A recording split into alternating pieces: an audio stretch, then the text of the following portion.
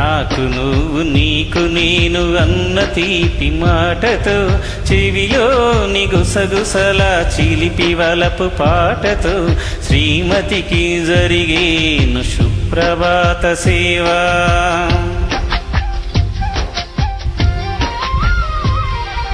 బంగారు నగల మించు బాహుబంధాలతో చలువ చందనాల మించు చల్లని నా చూపుతో అర్ధాంగికి జరిగేను అలంకార సేవా.